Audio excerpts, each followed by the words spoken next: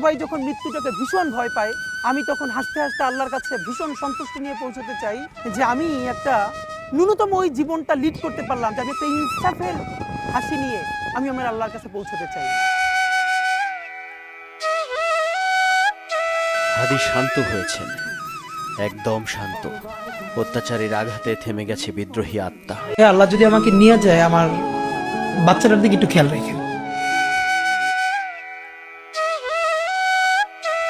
আমাদেরকে গুলি করার আগ পর্যন্ত কোনো কিছুটা আমাদের গায়ে লাগে, যতক্ষণ না পর্যন্ত বুকে বা মাথায় গুলি চলবে ততক্ষণ পর্যন্ত আমরা কোনো স্ট্রাগল মনে করি না, এবং এক্সট্রা কোনো সিকিউরিটি লাগবে না। শুধু আমাদেরকে যদি কেউ গুলি করে মেরে ফেলে তাকে যেন ধরে বিচার করা হয়। মৃত্যুর সাথে পাঞ্জা ধরে লড়ে গেছেন আধিপত্যবাদ আর আগ্রাসনের বিরুদ্ধে। আগামী 50 বছর বাঁচলাম, কোনো ইম্প্যাক্ট তৈরি হলো না আমারে দিয়ে, দেশের জন্য, রাষ্ট্রের জন্য, উম্মার জন্য, জাতির জন্য। কিন্তু আমি ধরেন 5 বছর বাঁচলাম, সেটার মধ্য দিয়ে যদি আগামী 50 বছরের ইম্প্যাক্ট তৈরি হয়, তাহলে অনেকদিন বেঁচে থাকায় কি সাফল্যের? বলেন, শহীদ প্রেসিডেন্ট জিয়াউর রহমান কয়টা দিন বেঁচেছেন, কিন্তু ভাবেন আজকে পর্যন্ত উনি আমার অনুপ্রেরণা। ঢাকা বিশ্ববিদ্যালয়ের রাষ্ট্রবিজ্ঞান বিভাগ থেকে লেখাপড়া করা ওসমান হাদি একটি বেসরকারি বিশ্ববিদ্যালয়ে শিক্ষকতা করেছেন, পড়িয়েছেন কোচিং সেন্টারেও। কিন্তু অভ্যুত্থানের বাংলাদেশে ওসমান হাদির পাঠশালা আর কর্মক্ষেত্র হয়ে উঠেছিল শুধুই রাজপথ।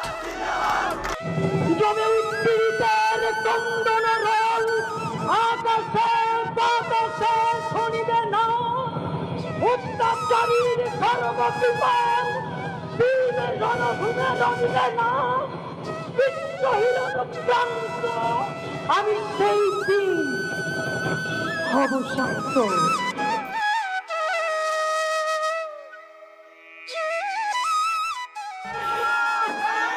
শরীফ ওসমান হাদি কাউকে ছেড়ে কথা বলেননি, তা সে সরকার হোক, বিরোধী দল কিংবা বন্ধু প্রতিম কোনো সংগঠন। এর মানে এটা আমাদের অভ্যুত্থানের ফলের সরকার, কিন্তু এটা টোটালি আমাদের সরকার না, এটা ক্লিয়ার বলা দরকার। এখানে এখনো সুশীলরা সরকার চালায়, আওয়ামী লীগের সেকেন্ড ফেজ সরকার চালায়।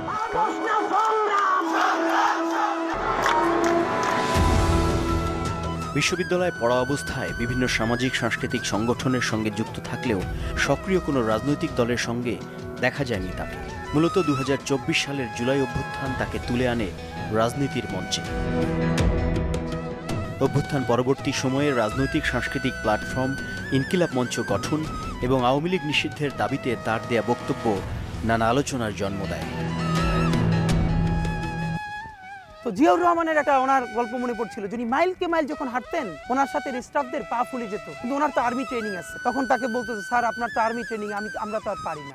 এই জন্য ওনাকে মানুষ রাখাল রাজা বলত। আমরাও সারা বাংলাদেশের 56,000 বর্গ মাইলে হাঁটতে চাই, আমরা ইনসাফের চাষাবাদ করতে চাই, একটা স্বাধীন সার্বভৌমত্বের সততার বাংলাদেশ তৈরি করতে চাই।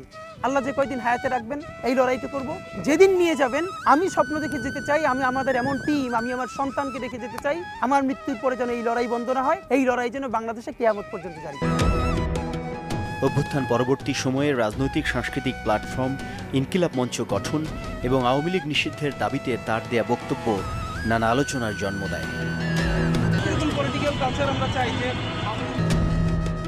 ইনকিলাব মঞ্চ গঠনের পর জুলাই অভ্যুত্থানের স্মৃতি রক্ষা, অপরাধীদের বিচার, আহত নিহত ব্যক্তিদের স্বীকৃতি এবং জুলাই চার্টার ঘোষণার দাবি তুলে সভা সমাবেশ শুরু করেন তিনি, যা তাকে নিয়ে যায় আলোচনার কেন্দ্রে।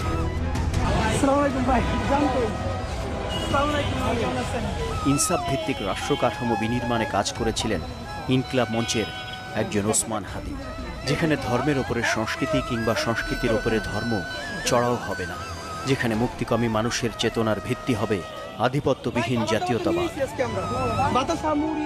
তাই তো প্রার্থী হতে চেয়েছেন আসন্ন নির্বাচনে ঢাকা 8 আসনে।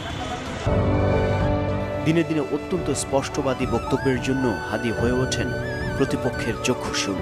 সামাজিক যোগাযোগ মাধ্যমে কিংবা সভা সমাবেশে বক্তব্য দিয়ে তিনি অসংখ্যবার হুমকিও পান। টকবগে এক যুবক হাদি রেখে গেলেন শিশু সন্তান আর তার স্ত্রী স্বজন।